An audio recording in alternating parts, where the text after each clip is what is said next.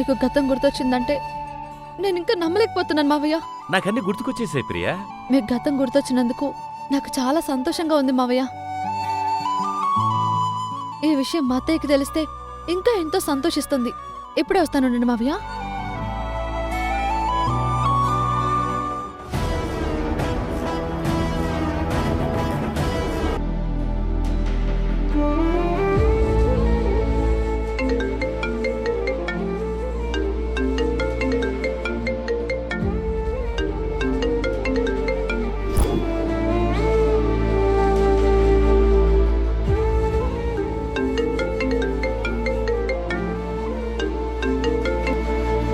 చెప్పు ప్రియా. అత్తయ్య, మీ నమ్మకం, ఆ దైవ సంకల్పం ఎక్కడికి పోలేదు. అత్తయ్య, మావయ్యకి గతం గుర్తొచ్చింది.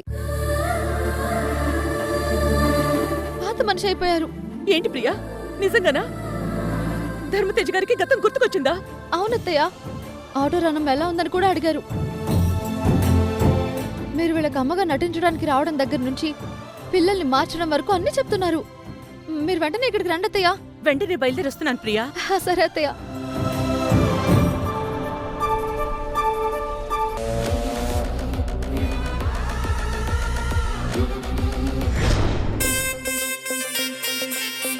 కృష్ణయ్య, నీ మీద పెట్టుకున్న నా నమ్మకాన్ని వమ్ము చేయలేదు తండ్రి.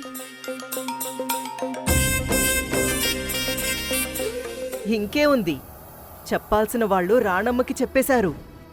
ఇప్పుడు రాణమ్మ ఇంటికొస్తుంది, రేపు ఆస్తులన్నీ తిరిగి రాసిచ్చేస్తుంది.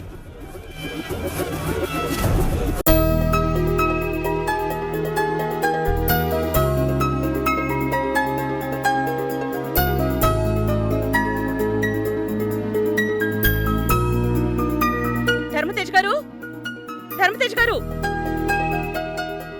ధర్మతేజ్ గారు, ధర్మతేజ్.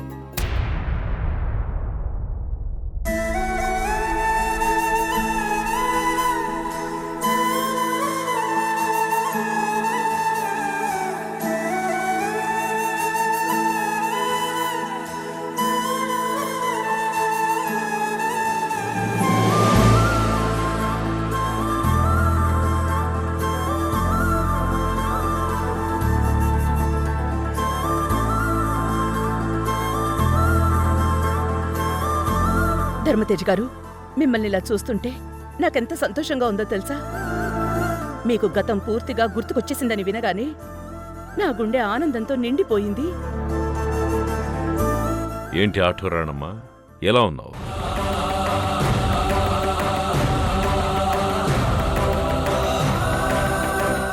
బాగున్నాను ధర్మతేజ్ గారు. మొత్తానికి నా కొడుకు కృష్ణని మార్చేసి నీ మేనకోడలు ప్రియని నా ఇంటి కోడల్ని చేసావు కదా. ఏంటి రానమ్మా అలా చూస్తున్నావు? అదే ధర్మతేజ్ గారు, అదే రాజసం, అదే హుందాతనం. నా భర్తకి ఆ దేవుడి దయవల్ల గతం మొత్తం పూర్తిగా గుర్తొచ్చేసింది. పైగా ప్రస్తుత జ్ఞాపకాలు కూడా ఆయన ఏమాత్రం మర్చిపోలేదు. అంతా అమ్మవారి దైవలీల. ఐఎమ్ సారీ రాణమ్మా, నాకు గతం గుర్తు లేకపోవడం వల్ల నేను పిల్లలు అందరం నేను తప్పుగా అర్థం చేసుకున్నాం. అవన్నీ తర్వాత ధర్మతేజ్ గారు, ముందు మీరు నా ముగ్గురు పిల్లల గురించి చెప్పండి. మావయ్య, మీకు గతం ఎప్పుడు గుర్తొస్తుందా, తన పిల్లల గురించి నిజం ఎప్పుడు తెలుస్తుందా అని అత్తయ్య ఎంతో ఆశగా ఎదురుచూస్తుంది. నా ముగ్గురు పిల్లలు వీళ్ళే ధర్మతేజ్ గారు.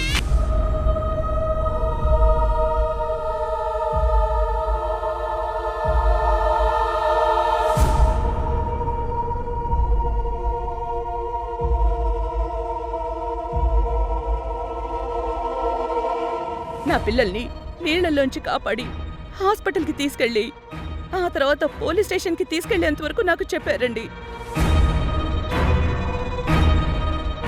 మీకు గతం అంతా గుర్తుకొచ్చింది కాబట్టి ఇప్పుడు నా పిల్లలు ఎక్కడున్నారో చెప్పండి. నా పిల్లలు ఎక్కడ ధర్మతేజ్ గారు?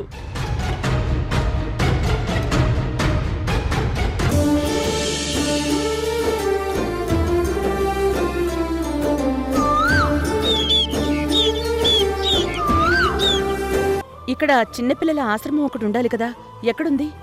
ఇక్కడ ఆశ్రమమా? అవునన్నా. ఈ ఆఫీస్ పునాదులు పడ్డప్పటి నుంచి నేను ఇక్కడే వాచ్మెన్గా పనిచేస్తున్నాను. దాదాపు 12 సంవత్సరాలవుతుంది. నాకు తెలిసినంత వరకు ఇక్కడ ఏ పిల్లల ఆశ్రమం లేదమ్మా. మీరేదో రాంగ్ అడ్రస్కి వచ్చినట్టున్నారు. ఆశ్రమం ఇక్కడే ఉందని చెప్పారు, కొంచెం జ్ఞాపకం చేసుకుని చెప్పండి అన్నా. నాకు బాగా గుర్తుందమ్మా, ఇదివరకు కూడా ఇక్కడ ఏ ఆశ్రమాలు లేవు. ఇది ఒకప్పుడు అంతా అగ్రికల్చర్ ల్యాండ్. మా సారు కొని అపార్ట్మెంట్లు కట్టారు ఇక్కడ. పోనీ ఈ చుట్టుపక్కల ఎక్కడైనా పిల్లల ఆశ్రమాలున్నాయా? పాతవి గాని కొత్తవి గాని పిల్లల్ని చేర్పించే శరణాలయాలు ఏమైనా ఉంటే కొంచెం చెప్పండి అన్నా, ప్లీజ్. ఈ చుట్టుపక్కల ఎక్కడా లేవమ్మా.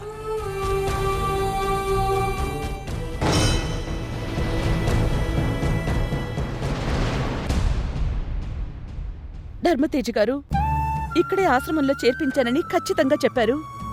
కానీ ఇక్కడ ఆశ్రమం లేకపోవడం ఏంటి? మరి నా పిల్లలేమైపోయారు?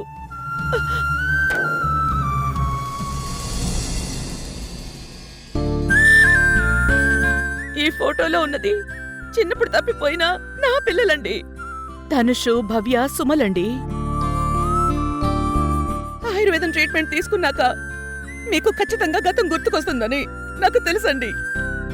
నిజం చెప్పండి, ఈ పిల్లలు నా పిల్లలే కదా?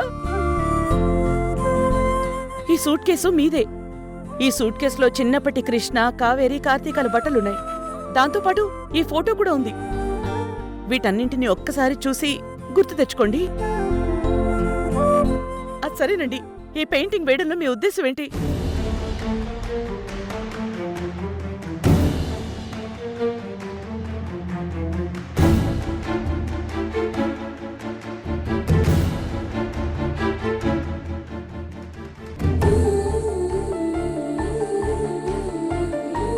అబ్బా, భలే యాక్ట్ చేసావు తేజ.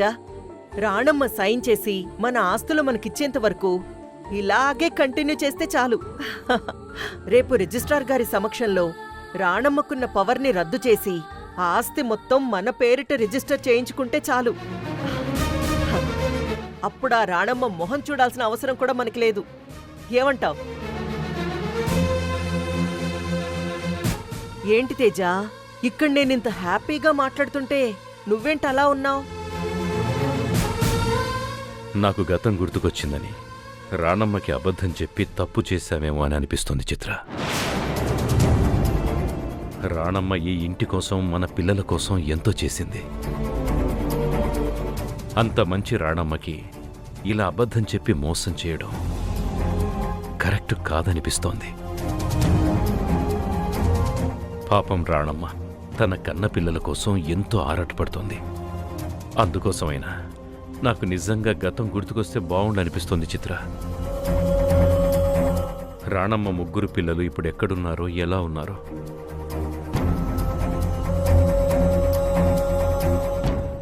ఏదేమైనా నువ్వు చెప్పినట్టే రాణమ్మకి పిల్లల గురించి అబద్ధం చెప్పాను. ఇప్పుడక్కడ ఆశ్రమమే ఉండదు. రాణమ్మ తిరిగొచ్చి ఆశ్రమం లేదంటని అడిగితే నేనేం సమాధానం చెప్పాలి? తేజ, అదంతా నేను చూసుకుంటాను కదా. మీరెందుకు టెన్షన్ పడుతున్నారు? మీరు మీ సానుభూతిని కాస్త పక్కన పెట్టి నేను చెప్పినట్టు యాక్ట్ చేయండి.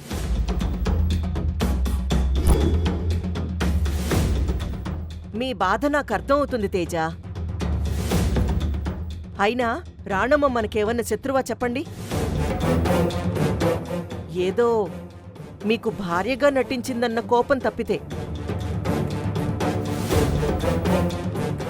ఇప్పుడు ఈ డ్రామా ఆడి మన ఆస్తి మనం తీసుకుని రేపొద్దున్న నిజంగానే మీకు గతం గుర్తొచ్చినప్పుడు ఆ రాణమ్మ పిల్లలు ఎక్కడున్నారో నిజంగానే చెప్పొచ్చు కదా. కానీ ఇప్పుడైతే నాకు గతం గుర్తుకొచ్చినట్టు అబద్ధం చెప్పాను కదా చిత్ర.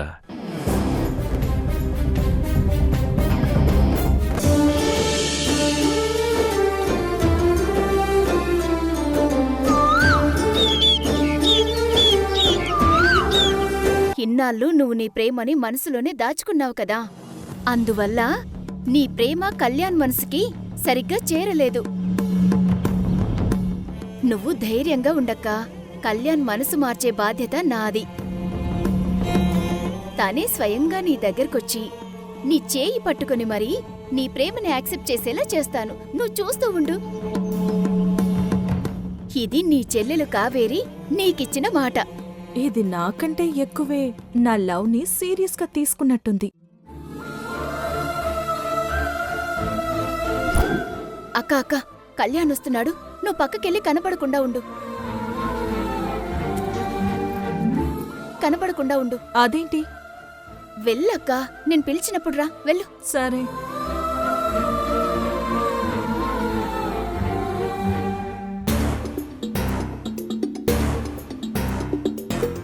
హాయ్ కావేరి. హాయ్ కళ్యాణ్.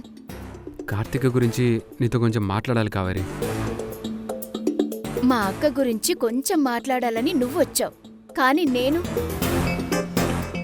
మా అక్క మనసేంటో నేను పూర్తిగా తెలుసుకుని నీతో మాట్లాడాలని వచ్చాను. అంటే నాకు తెలుసు కళ్యాణ్, మా అక్క నిన్ను లవ్ చేస్తుంది. నేను ఈ విషయం గురించి మాట్లాడదామని వచ్చాను కావేరి.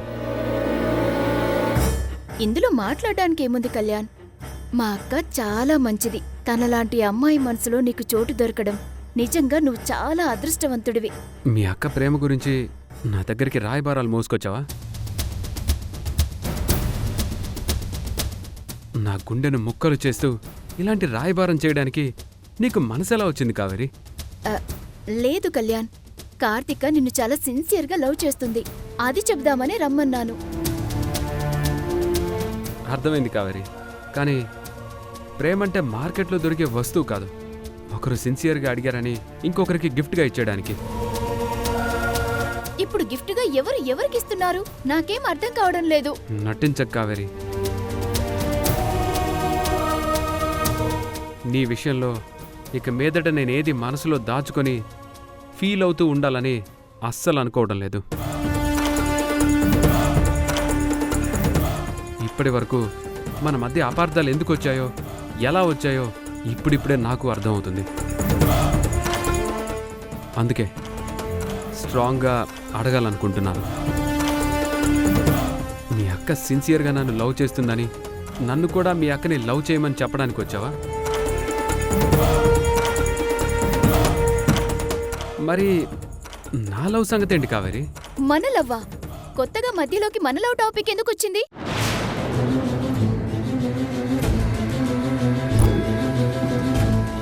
మనం ఎప్పుడూ లవ్ డివోర్స్ తీసుకుని విడిపోయాం కదా.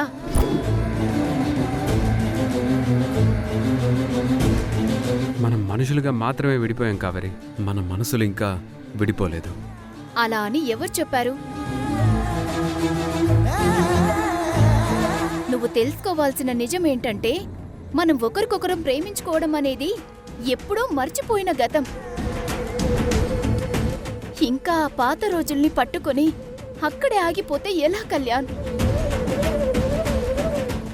మనం మనుషులుగా మాత్రమే దూరం అయ్యామనుకుంటున్నావేమో, కానీ నా మనసులో నీ మీదున్న ప్రేమని పూర్తిగా చంపేసుకున్నాకే నేను నీతో విడిపోయాను.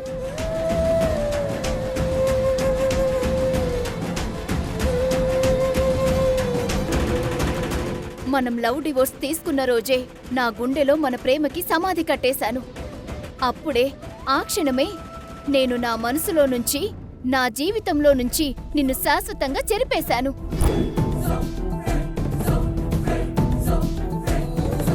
అలాంటిది ఇప్పుడు నేనేదో మా అక్క ప్రేమ గురించి మాట్లాడదామని వస్తే నువ్వు మన ప్రేమ గురించి మాట్లాడతావేంటి? అంటే ఇప్పుడు నీ మనసులో నేను లేనా కావేరి? అదే కదా ఇంతసేపు చెప్పింది. వినిపించలేదా?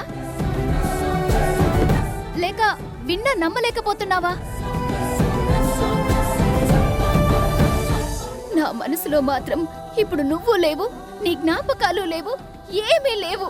అదే విషయం నా కళ్ళలోకి సూటిగా చూసి చెప్పు కావేరి. తప్పేమీ లేదు, ఒప్పేమీ లేదు ఈ త్యాగాలలో. వీడింది ప్రేమే, ఒక్క ప్రేమ గెలవాలంటూ ఇంకో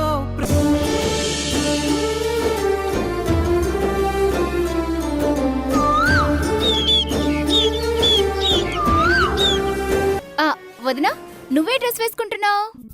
నేనెక్కడ డ్రెస్ వేసుకుంటున్నాను? అంతా సారీనే కదా. అబ్బా మొదలైంది ఇంకా. ఈ ఫెస్టివల్స్ ఫంక్షన్స్ రావడమే ఆలస్యం. మీ ఆడాళ్ల పంచాయతీ అస్సలు తట్టుకోలేం. నువ్వు చెప్పింది 100% కరెక్ట్ కృష్ణ. ఇంకా రేపు రెడీ అయ్యేటప్పుడు ఎంత టైం తీసుకుంటారో ఏంటో.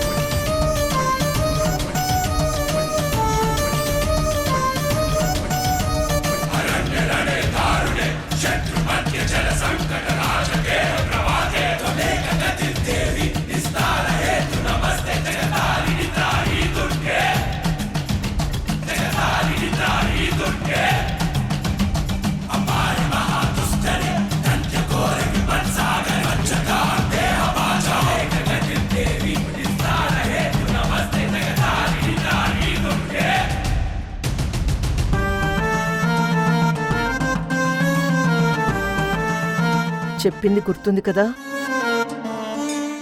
ధర్మతేజకి ఫోన్ చెయ్యి.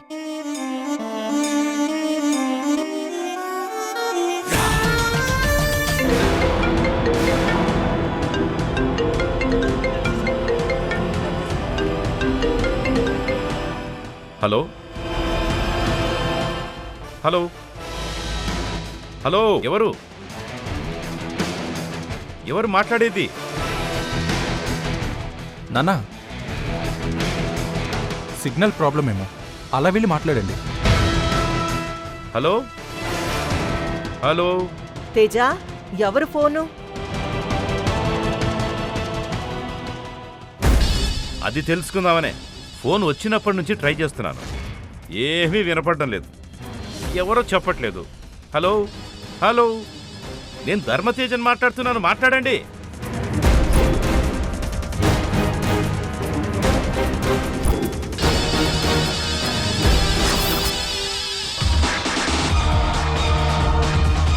హలో అలా మాట్లాడండి. అరే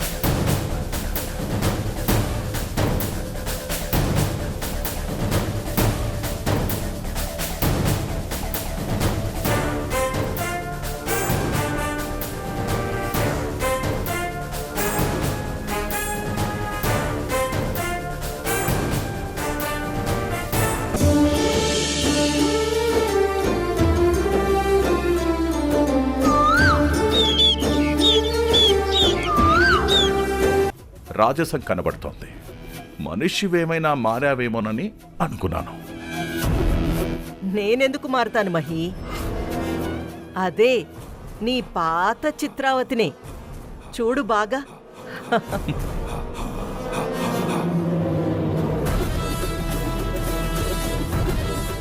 ఒకవేళ బోనం తీయాల్సొచ్చినా నీకోసం తీస్తాను తప్పితే ఆ మతిలేని వాడి కోసం కానీ ఆ కుటుంబం కోసం కానీ నేనెందుకు బోనం ఎత్తుతాను? బోనాలు పూర్తయిన వెంటనే ఆస్తి మొత్తం నా పేరున రాయించుకుంటాను. కళ్ళ ముందు ముగ్గురు కన్నబిడ్డలు కనపడుతుంటే ఆ ఆస్తిని నీ పేరు మీదకి ఎలా రాయించుకుంటావు చిత్ర? దానికి కూడా నా దగ్గర ఒక ప్లాన్ ఉంది. ఆ Ranamma power of attorney cancel అవ్వగానే నేను నా ప్లాన్ని అతని మీద ప్రయోగిస్తాను. ఏం చేస్తావు? ఏం చేస్తాను, ఎలా చేస్తాను అన్నది పక్కన పెడితే నా పర్ఫార్మెన్స్ దెబ్బకి వాళ్ళు గిలగిలా కొట్టుకుంటారు. నా పేరు మీదకి మార్చడానికి ఒప్పుకుంటారు.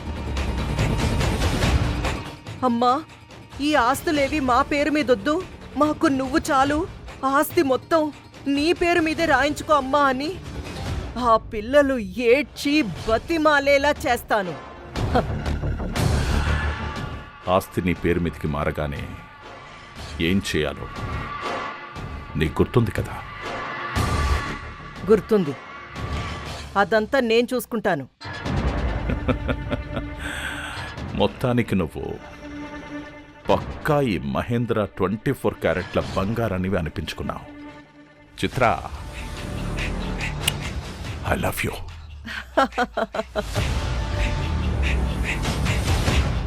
అన్ని కోట్ల ఆస్తి మన చేతికొచ్చిన తర్వాత నీకు బెయిల్ తీసుకొచ్చి ఈ జైలు నుంచి విడిపించడం అదెంతసేపు చెప్పు? అంతవరకు కొంచెం ఓపిగ్గా ఉండు. ఈ విషయం నీకు చెప్పాలనే నిన్ను కలవడానికొచ్చాను. మహేంద్ర, ఒక్క నిమిషం.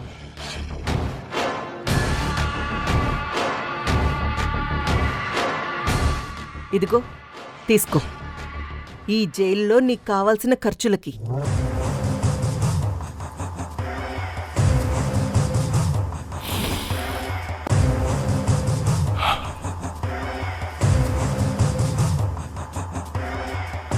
నువ్వొచ్చావు, డబ్బు తెచ్చావో లేదో అనుకుంటున్నాను. అలా నేనెందుకు మర్చిపోతాను మహి?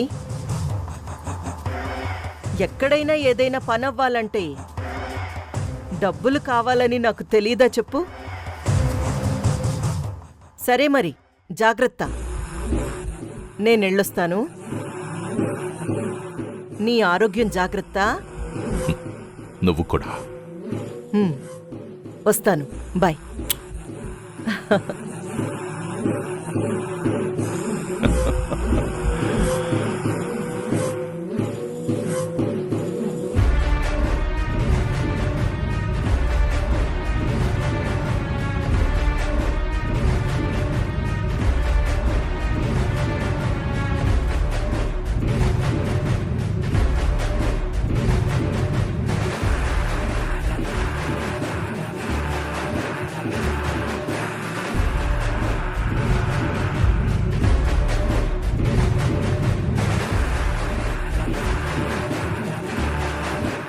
ఈ ఆదివారం కుటుంబంతో కలిసి నువ్వు బోనం ఎత్తుతున్నావా? ప్రియాతి ప్రియమైన నా ప్రియా. అయితే ఈ ఆదివారమే నీతో నా కలని నిజం చేసుకోబోతున్నాను. రేపు నువ్వు బోనం చేసేదే ఈ మహేంద్ర కోరికను తీర్చడం కోసమే. వస్తున్నా, వచ్చేస్తున్నా ప్రియా.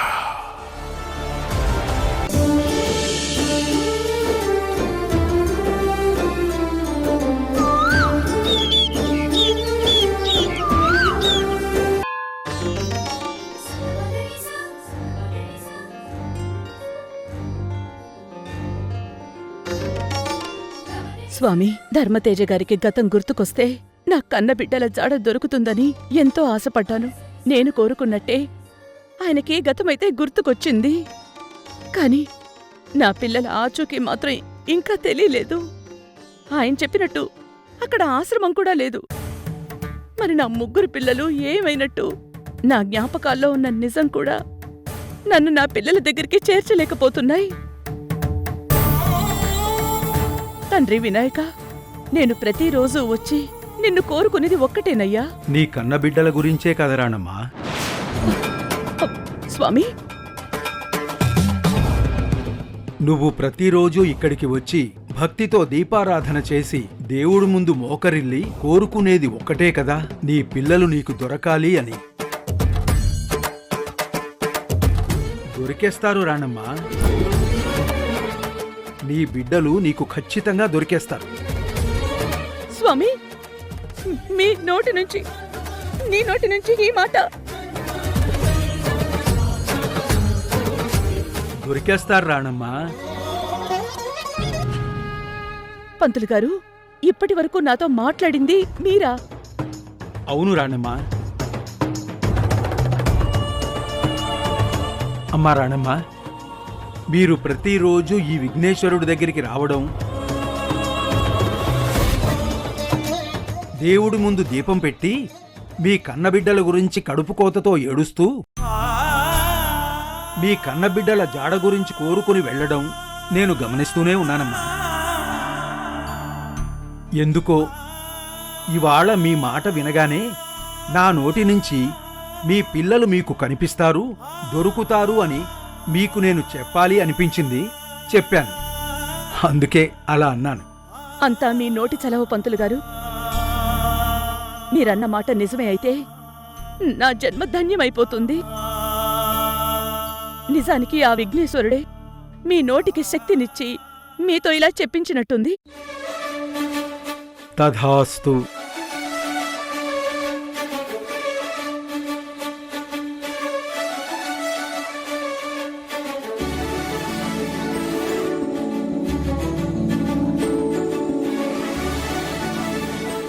కనిపిస్తారు.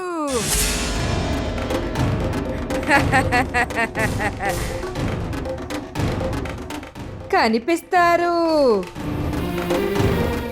నీ బిడ్డలు నీకు దొరుకుతారు. ఏం మాట్లాడుతున్నారు? ఎర్రని మంటల్లో నుంచి, ఆ బగబగ మండే మంటల్లో నుంచి వస్తూ ఒక్కడు కనిపిస్తాడు. వాడే నీ కొడుకు. నువ్వు కాసేపు మౌనంగా ఉంటావా? అమ్మా రాణమ్మా, ఆవిడ మాటలేం పట్టించుకోకమ్మా. మతిస్థిమితం లేనిది. లేదండి, రాత్రి మా ఇంటి బయట తల బాదుకుంటూ బోరుమని ఏడ్చింది. నేనేదో ప్రమాదంలో ఉన్నట్టు కూడా గుర్తించింది. అలా తిరుగుతూ ఉంటుంది, ఏడుస్తుంది, నవ్వుతుంది. ఎవరైనా ఏదైనా పెడితే తింటుంది, నోటికొచ్చినట్టు మాట్లాడుతూ ఉంటుంది. మీరు వెళ్ళండమ్మా. ఎర్రని మంటలు. నీ పిల్లలు నిన్ను చేరుకునే సమయం చాలా దగ్గర పడింది. నువ్వు ఉండవమ్మా, వచ్చి పోయే భక్తుల్ని భయపెడుతూ ఉంటావు. మీరు వెళ్ళండమ్మా. పంతులు గారు, ఆమెనేమనొద్దు. అమ్మా, ఇదిగో తీసుకో, తీసుకోమ్మా. తింటాను తింటాను. వెళ్ళు వెళ్ళు. జాగ్రత్త జాగ్రత్త. వస్తాను పంతులు గారు. మీరు వెళ్ళండమ్మా.